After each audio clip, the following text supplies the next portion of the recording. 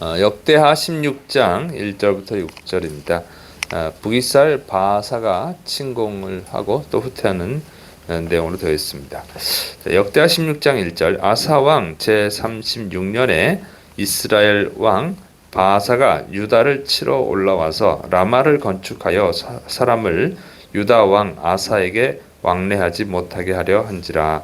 그래서 이제 아사 왕이 통치한 지 36년째에 이제 이스라엘, 그러니까 북이스라엘이라고 하는 거예요. 북쪽에 있어서 그래요. 북쪽 이제 이 사울 왕 또 다윗 왕 때는 그냥 이스라엘인데 이제 솔로몬이 죽고 르호보암 왕 때 나눠지죠. 그래서 북쪽에는 이스라엘이라고 하고 남쪽은 유다라고 하는 거 밑에는. 자, 그래서 이제 북쪽에 있는 이스라엘이 남쪽에 있는 그 유다를 침공을 한 겁니다. 그래서 라마를 이제 건축한다 그랬는데 라마가 이제 지역 이름이에요. 라마에 있는 그 성을 건축하는 거예요. 라마에 그러니까 요새를 건축하려고 한 거죠. 자, 그래서 이 라마로 침공을 한 이유는 뭐냐면 라마가 이제 그 이쪽은 북쪽, 밑에는 남쪽인데 거기 이제 교통 요충지 연결하는 곳이에요. 그래서 라마에다가 이제 요새를 건축하면은 나중에 이제 유다를 침공하기 딱 좋죠. 그래 그 첫 번째 이유고, 두 번째는 이제 북이스라엘 사람들이 북이스라엘 우상 숭배를 하니까 하나님을 신실하게 믿는 사람들이 이제 남쪽으로 자꾸 내려가는 거예요. 그리고 남쪽에 또 하나님이 복을 주셔서 남쪽에 있는 유다가 잘 살게 되니까 또 내려가는 사람도 있고, 그러니까 이 인구가 자꾸 빠지는 거죠. 그래서 그런 이제 인구가 유출이 돼버리면 북쪽은 점점 약해지고 남쪽은 강해지잖아요. 그래서 그거를 막기 위해서 라마에다가 요새를 건축하려고 한 거죠. 자, 이때 이제 그 남쪽에 있는 아사 왕이 이 문제 해결하기 위해서 베나닷과 이 동맹을 맺는 겁니다. 역대하 16장 2절부터 5절 아사가 여호와님의 전 곳간과 왕궁 곳간에 은금을 내어다가 다메섹에 사는 아람 왕 베나닷에게 보내며 이르되 내 아버지와 당신의 아버지 사이와 같이 나와 당신 사이에 약조하자. 내가 당신에게 은금을 보내노니 와서 이스라엘 왕 바사와 세운 약조를 깨뜨려 그가 나를 떠나게 하라 하매 베나닷이 아사 왕의 말을 듣고 그의 군대 지휘관들을 보내어 이스라엘 성읍들을 치되 이온과 단과 아벨마임과 납달리의 모든 국고 성들을 쳤더니 바사가 듣고 라마 건축하는 일을 포기하고 그 공사를 그친지라.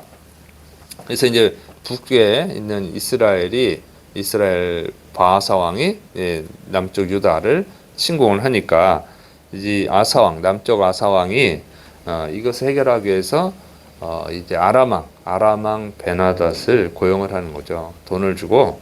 그래서 이제 하나님의 전에 있는 금은 보화, 또 자기 왕궁에 있는 금은 보화를 이제 보내 가지고 동맹을 맺자. 조약하자는 게 이제 약조하자는 게 이제 동맹을 맺자는 거예요. 그래서 이 아사 왕의 아버지 아비야 왕 때도 아람과 동맹을 맺었었던 거죠. 그러니까 그렇게 동맹을 맺자고 하는 거죠. 그리고 북이스라엘하고 동맹 맺은 건 깨트리고 나랑 동맹을 맺자. 그리고 이 북이스라엘 왕 바사가 떠나도록 도와줘라. 이렇게 이제 부탁을 한 겁니다. 그러니까 이 상황을 분석을 해보면은 어떻게 되냐면 처음에는 이제 북쪽 이스라엘, 남쪽에 이제 유다가 있죠. 그리고 그 위에 이제 그 아람이 있는 거예요. 그러니까 맨 밑에 이제 남유다, 그 다음에 중간에 북이스라엘, 그 다음에 이제 아람이 있어요.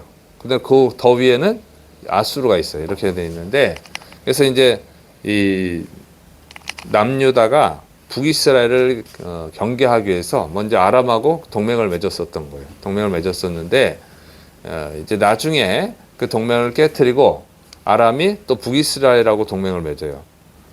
그런 상황에서 다시 그 북이스라엘과 동맹을 깨트리고 이제 남유다가 다시 아람하고 동맹을 맺자, 이렇게 되는 상황인데, 왜 그러냐면은 이 아람 입장에서는 그 아람 밑에 이스라엘이 있으니까 이스라엘을 경계해야 되잖아요. 그래서 밑에 있는, 여기 이제 이스라엘 말고 그 밑에 있는 유다랑 동맹을 맺었던 거죠.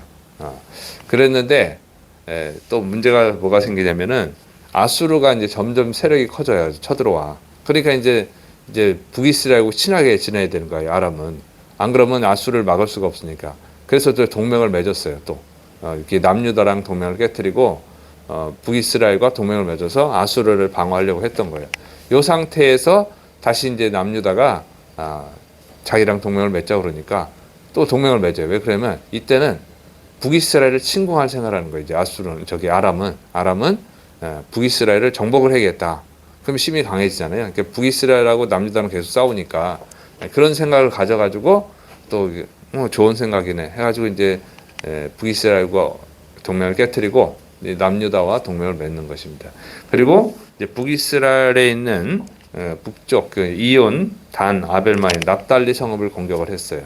그러니까 이제 이 이스라엘 왕 바하사가 어떻게 합니까? 남유다를 공격하다가 이거 큰일 났다. 아람이 쳐들어오니까. 그래서 거기를 방어하러 다시 후퇴를 해버렸어요. 후퇴를 하게 된 상황이죠. 이렇게 돼 있는데 좀 복잡한데 이런 걸 보면은 이 북이스라엘, 남유다 또 아람이 서로 각자의 이익을 위해서 동맹을 맺었다가 또 파기했다가 또 다시 동맹을 맺었다가 이걸 이제 반복적으로 하는 것을 볼 수 있습니다. 이것이 국제사회가 이렇게 냉정하다는 거예요. 이기적이고 철저하게 이기적이에요. 자기한테 이익이 되면 하나가 되고 자기한테 손해가 되면 멀어지고 이렇게 그렇게 되는데 그래서 우리가 여기서 이제 교훈을 얻어야 되는 것은 우리나라가 참 처한 위치가 그래요. 똑같아.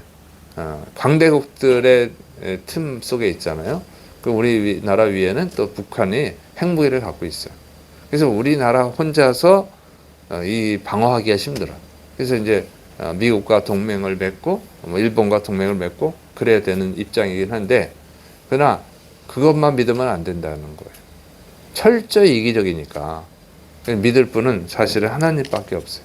그래서 주변 나라고 강대국들하고 동맹도 잘 맺고 협력도 잘해야 되지만 그러나 언제든지 그들은 자기의 이익이 안 되면 또 버릴 수 있는 거죠. 그래서 요즘 그 우크라이나 전쟁을 보면 알 수 있지 않습니까? 미국이 막 도와줄 것 같다가도 또 자기한테 이익이 안 되니까 안 도와준다 그러고 이런 식이거든요. 그래서 우리나라 역사적으로 보면은 중국에게 시달리고 일본에게 시달리고 또 러시아에게 시달리고 그런 역사가 있죠. 그래서 조선이 결국 망한 이유가 뭡니까? 중국하고 러시아하고 일본 관계에 있어서 그들이 각자 자기들의 이익을 위해서 우리랑 연합을 했다가 연합한 것이 이용을 한 거죠. 거기 이용당해서 망한 거예요. 그래서 그 대처를 잘못하면 우리나라도 똑같습니다. 다시 지금 굉장히 위험한 상황이기 때문에 정말 하나님의 은혜가 있어야 돼요. 그래서 진짜로 지켜줄 수 있는 분은 하나님밖에 없습니다. 그래서 나라를 이끌어가는 대통령과 국회의원들이 정신을 바짝 차리고 어디는 친중하는데 어디는 친미하는데 그것은요 우리 입장에 따라서 달라지는 거예요. 그래서 우리가 어떤 상황에 처했느냐에 따라서 상당히 달라집니다. 그래서 진짜 믿을 분은 하나님밖에 없다고 하는 거예요. 정치들이 그걸 알아야 돼. 중국이 우리를 지켜준 것이다. 그 중국은 우리나라를 계속해서 침략한 민족이지, 우리를 이용하고 약탈한 민족이 중국입니다. 또 일본도 마찬가지고. 그래서 정말 믿어야 될 분은 하나님밖에 없어요. 정치인들이 그걸 알고 할 수 있도록 좀 우리가 기도하고 또 압력을 가하고 그래야 됩니다. 자, 그다음에 이제 아사 왕이 이제 그 바하사가 후퇴를 했잖아요. 이제 아람을 막기 위해서 바하사가 후퇴를 하니까 그 다음에 이제 아사가 한 일입니다. 역대하 16장 6절 아사 왕이 온 유다 무리를 거느리고 바하사가 라마를 건축하던 돌과 제목을 운반하여다가 게바와 미스바를 건축하였더라. 그래서 이스라엘의 이제 바하사 왕이 후퇴를 하니까 지금 이제 아람이 쳐들어오니까 그걸 방어하기 위해서 빨리 후퇴해버렸잖아요. 그래서 이제 건축하던 거 라마에다가 요새를 건축하려고 갖고 왔던 재료를 다 놔두고 가버린 거죠. 지금 방어를 해야 되니까. 그러니까 이제 아사 왕이 그 재료를 가져다가 이제 게바와 미스바의 성을 건축해, 그러니까 요새를 건축하는 거예요. 이제 북이스라엘을 막기 위해서. 그래서 이렇게 됐는데, 이런 걸 보면 어떻게 보면은 이 아사가 참 지혜롭게 한 것처럼 보여요. 그런데 이것은 지혜롭게 보이지만 사실 하나님께 죄를 범한 겁니다. 왜냐하면 하나님의 성전에 있는 이 성물들을 가져다가 뇌물을 바친 거잖아요. 쉽게 말하면 아람 왕한테. 그런데 이것은 하나님의 성물을 건드리는 죄고, 두 번째로는 하나님을 의지하지 않고 아람 왕을 의지했다는 거예요. 그러니까 인간을 의지했다는 거죠. 이것도 죄입니다.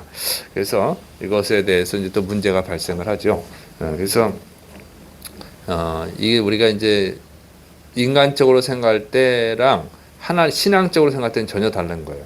하나님의 입장에서 볼 때랑 인간의 입장에서 볼 때는 다른 건데, 인간의 입장에서 볼 때는 잘한 건데 하나님의 입장에서 보면 악한 거예요. 이렇게 되는 것입니다. 그래서 우리가 정말 우리나라가 처한 상황이 역사가 그래요. 5,000년 역사를 보면 계속 침략을 당하잖아요. 거의 침략을 당하고 고구려 광개토 대왕 때나 뭐 이렇게 다른 나라를 침략을 한 적은 있었지 뭐 없어요. 그래서 우리가 강대국들에 둘러싸여 있고 또 핵무기로 자꾸 위협을 하는 북한 밑에 있습니다. 그래서 정말 대통령과 국회의원들이 잘해야 된단 말이죠. 그리고 친중, 친북 이건 굉장히 위험한 생각이고, 그래도 그나마 이제 미국은 우리를 침략한 적은 없고 우리를 도와줘서 북한을 막아줬잖아요. 그래서 우리나라가 이제 존재하게 된 건데 그게 감사하죠. 그렇지만 미국도 100% 우리가 믿는 것은 미련한 거고, 정말 믿어야 되는 분은 하나님밖에 없는 줄을 믿으시 바랍니다. 그래서 이거를 정말 우리 국민들이 알아야 되고, 그리고 대통령과 국회의원들도 알아야 된다고 하는 거예요. 그래서 하나님이 보호해 주셔야만 우리가 안전하게 또 자유롭게 또 살아갈 수 있는 줄을 믿으시기 바랍니다. 그래서 이런 문제를 놓고 여러분이 정치에 관심을 가져야 돼요. 왜냐하면 정치가 다 결정을 하잖아요. 그래서 기독교인들이 정치에 관심을 가져야 됩니다. 그리고 기독교는 태생부터가 정치적인 거예요. 왜냐하면 이 로마 교황이 유럽을 지배할 때 그 정치에 반대하고 태어난 것이 기독교입니다. 그래서 어떤 분들은 교회가 왜 정치에 관여하느냐 이런 건데, 그것은요, 지난번에 내가 한번 주일날 설교했던 것처럼 그것은 공산 독재자들의 전략이고, 일제 강점기 때 일본 독재자들의 전략이에요. 교회가 항상 바른 소리를 하기 때문에 교회가 관여하지 못하도록 막은 것이지, 세뇌당한 겁니다. 그래서 기독교는 태생조차가 정치적이었다 그 얘기예요. 그래서 그리고 성경을 보면 항상 하나님의 종들은, 신실한 하나님의 종들은 정치를 잘못할 때 반드시 비판을 했어요. 그것 때문에 사형도 많이 당하고 그런데 기독교 자체가 그런 것입니다. 그래서 우리는 정말 나라가 바로 서도록 올바른 소리를 해야 됩니다. 그리고 올바른 정치인들을 뽑아야 되는 거예요. 왜냐하면 정치가 다 결정하니까, 신앙까지 결정하잖아요. 그래서 여러분이 지혜롭게 행동을 하고 또 나라를 위해서 기도해야 될 줄을 믿으시기 바랍니다. 더군다나 지금 그러니까 세계 정세가 위험한데 이제 우리나라는 탄핵 사건이 벌어져서 있는 상황이죠. 그래서 대통령이 복귀하고 또 국회의원들도 다 회개하고 그리고 서로 연합을 해서 이 어려운 문제들을 잘 이겨나갈 수 있도록 해야 우리나라가 복을 받습니다. 기도하겠습니다. 사랑이 많으신 하나님 아버지, 우리가 믿을 수 있는 분은 오직 하나님밖에 없습니다. 믿어야 되는 분도 하나님밖에 없습니다.